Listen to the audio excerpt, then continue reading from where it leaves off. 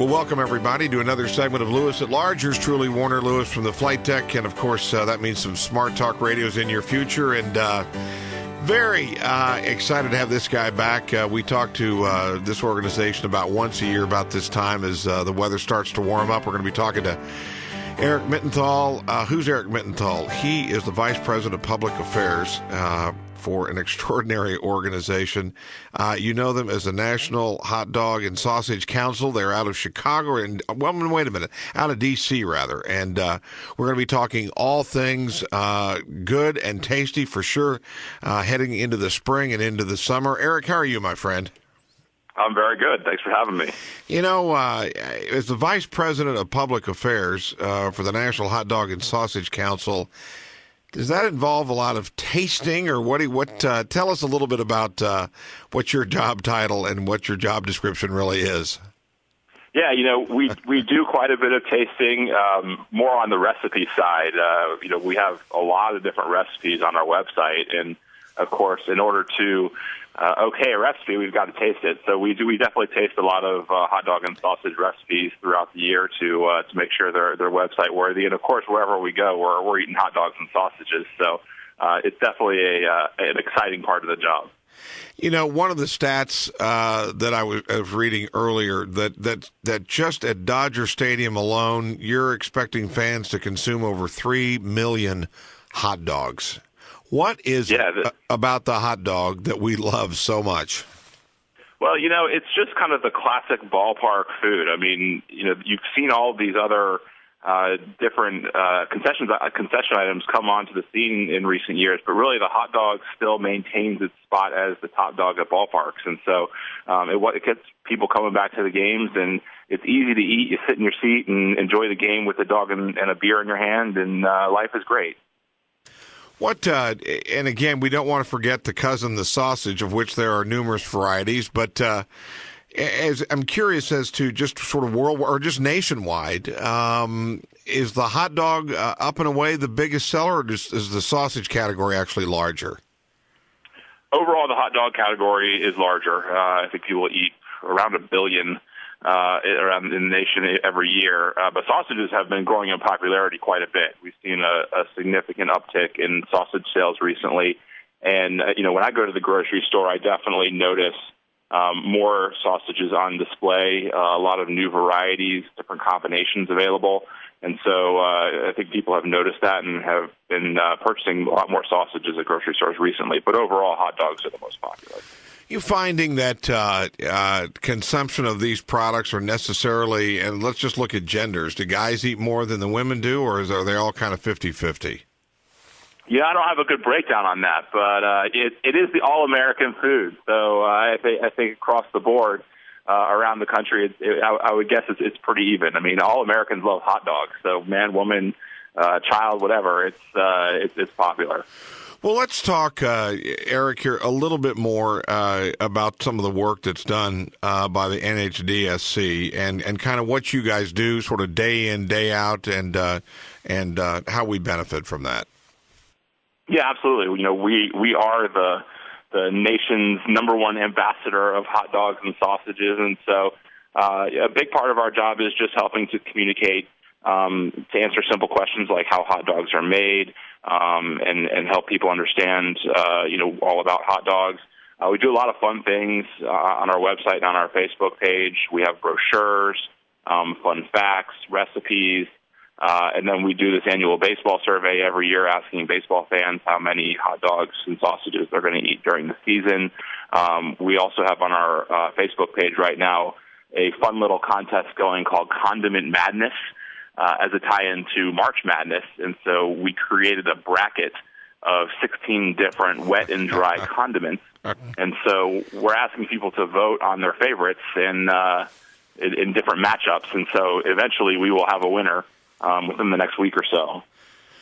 What about, you touched on a little bit about sort of the makeup of hot dogs, and this goes without saying, long have critics, if they stand on the sidelines and they're critical of the hot dog, it's sort of how they're made or what goes in them. How do you kind of answer that one?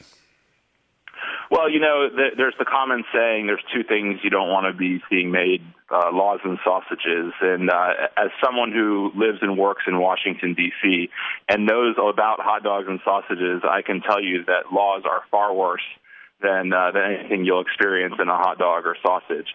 It's really pretty simple. I mean, the same cuts that are being used for your steaks, or if it's a pork hot dog, pork chops, the pieces that are being cut away from those are then being mixed together in a batter with water and spices to make a hot dog, and they're all ground together, put into a casing, and cooked, and that's your hot dog. So nothing unseemly. There's a lot of ideas out there about what goes into it, but it really is a lot simpler than what people have in their minds. Is there a particular part of the country, and again, sorry if you just joined us, yours truly, Warner Lewis, from the flight deck of Lewis at Large Radio. We're talking to Eric Mittenthal. He is the Vice President of Public Affairs of the National Hot Dog and Sausage Council. They're out of D.C., and they're going to tell you that we eat billions of these things every year and love every minute of it. Eric, what about, is there a particular part of the country where the hot dog is a little bit more popular than others, or do we like it pretty much coast to coast? We definitely like them coast to coast. I think you see in the big cities, certainly they are a little bit more popular. I think similar to what we found in our baseball survey, Los Angeles is the number one hot dog consuming city in the country. I believe New York is number two, which would make sense as the two biggest cities. But we know that in both places, hot dogs have a really strong tradition, and so it's no surprise that people are eating based on the tradition as well. Let's all right. Let's take a go around the country here at some ballparks. One of the ones I noticed that intrigued me at Camden Yards is a work called the Old Bay Half Smoke. Tell us what that piece of meat's all about. Yeah, absolutely. In Baltimore, if you've ever been there, the condiment of choice is Old Bay. And the team says that the fans there are going to consume 2,000 pounds of Old Bay this season. And so they've created this sausage, which has the Old Bay on it, and then Jack Daniel's barbecue onions. So an interesting combination of the Old Bay and the barbecue onions on a half smoke, which is a half beef, half pork sausage, hot dog sausage combo, which is very popular in the D.C. Baltimore area. And so that one will no doubt be a fan favorite. What about, let's move over to Detroit. What about, what can we find there at Tiger Stadium? Yeah, Detroit there on the Canadian border, they're kind of trying out a Canadian style hot dog, which is a poutine dog, which has French fries, cheese curds, and beef gravy, all on top of a natural casing hot dog. So that one's going to be one of your more heavyweight hot dogs. But no doubt that the diverse group of fans there coming in from Canada especially will enjoy that one. Okay. And what about in the hometown of the association? Tell us about the DMV. I love that name. Yeah, the DMV. The Washington, D.C. region is actually, Washington, D.C., Maryland, and Virginia. And so fans from all three areas go to Nationals games. I think, you probably found a pretty even split there. And so the team wants to give fans a hot dog that incorporates all of the areas. So what you'll find is a foot-long half smoke, which would represent Washington, D.C., with crab dip, and that would represent the Maryland, topped with fried Virginia ham on a pretzel roll. So you got all three areas all together on one hot dog. Wow. That I bet that you don't forget it after you eat one of those. No. Looking forward to trying one of those this season. Yeah, indeed. What about, let's talk about the hot dog companies and the sausage companies. Some companies do both. Some only specialize in one or the other. How competitive and fierce amongst these companies is it? I would think it would be extremely fierce. Oh, yeah, very competitive. And I think you see it in just a variety of offerings that are constantly coming on the market.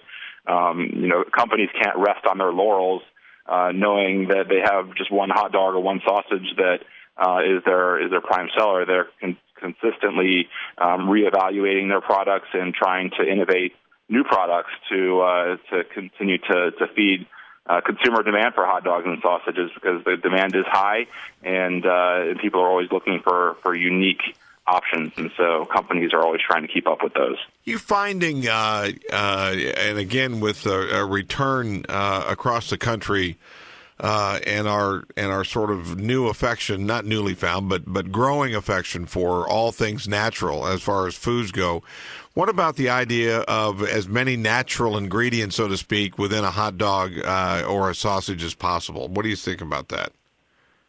I think that's a trend we're certainly seeing, and that kind of goes back to the innovation from companies.